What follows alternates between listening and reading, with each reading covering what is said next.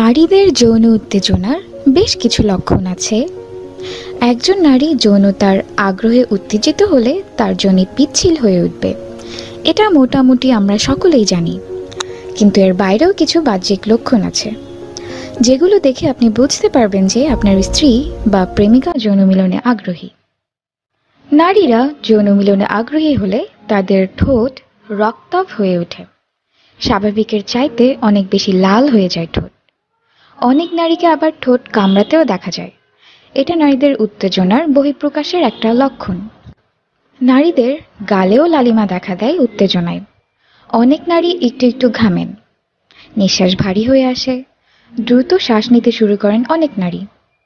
এই লক্ষণ দেখেও আপনি নারীদের উত্তেজনা বুঝতে পারবেন।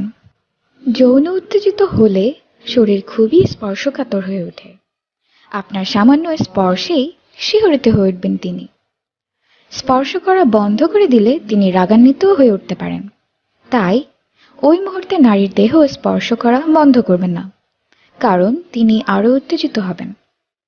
যতই লাজুক স্বভাবের নারী হন না কেন, যৌন মিলনে আগ্রহী হলে তিনি নিজে নিজেই আপনার কাছে আসবেন।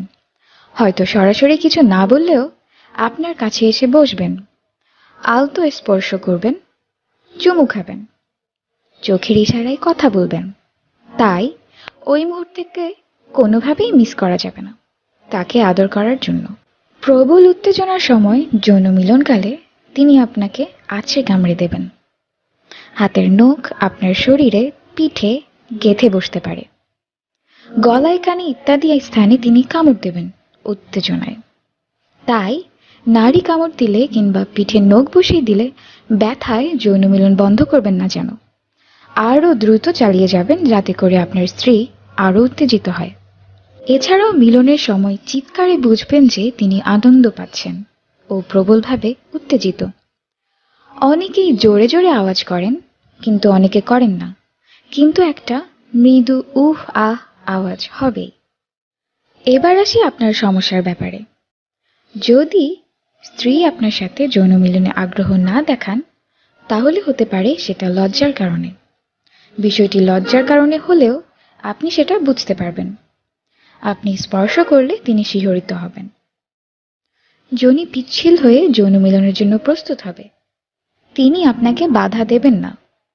কিন্তু একটা জিনিস মনে রাখবেন, যৌন মিলনে আগ্রহ না দেখানো এবং অনীহা প্রকাশ করা দুটো কিন্তু সম্পূর্ণ ভিন্ন ব্যাপার। তিনি যদি আগ্রহী না হন, আপনাকে দূরে ঠেলে দেবেন, কখনোই সুখী হবেন না। তাকে মিলনের জন্য প্রস্তুত করতে অনেকটা সময় লেগে যাবে।